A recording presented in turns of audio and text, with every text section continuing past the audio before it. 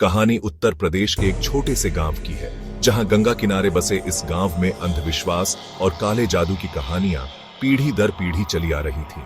गांव में एक बूढ़ा तांत्रिक, जिसे लोग भैरवनाथ कहते थे, अपनी रहस्यमय शक्तियों के लिए कुख्यात था।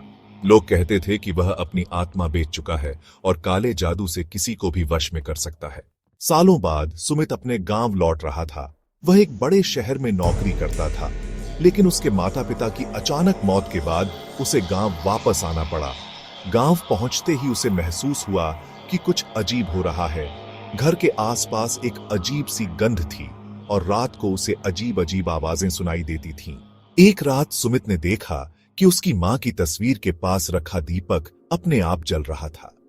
वह डर के मारे गांव के मुखिया से मिलने गया।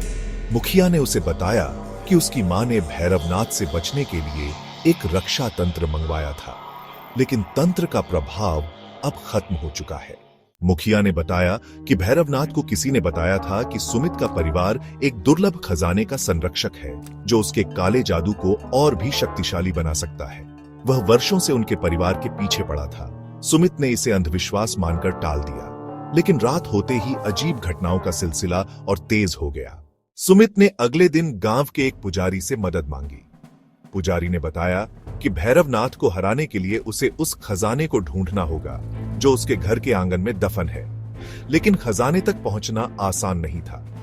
पुजारी ने सुमित को कुछ मंत्र और एक विशेष तावीज दिया, जिससे वह भैरवनाथ के प्रभाव से बच सकता था।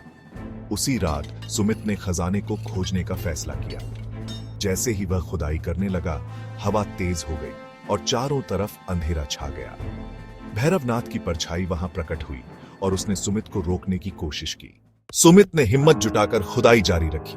जैसे ही उसने खजाने को बाहर निकाला, भैरवनाथ ने अपने काले जादू से सुमित को जकड़ लिया। लेकिन सुमित ने पुजारी के दिए तावीज को खजाने पर रखा और जोर से मंत्र पढ़ने लगा। अचानक एक तेज रोशनी हुई और भैरवनाथ की परछाई चीखते हुए गायब हो गई। अगले दिन गांव में सब कुछ सामान्य हो गया। सुमित ने खजाने को गंगा में विसर्जित कर दिया, ताकि कोई और उसका दुरुपयोग न कर सके। गांव में भैरवनाथ की काली छाया हमेशा के लिए खत्म हो चुकी थी, लेकिन सुमित के मन में हमेशा उस रात की घटना की यादें ताजा रहीं। कुछ रहस्य हमेशा छिपे रहना बेहतर है, उसने मन ही मन कहा।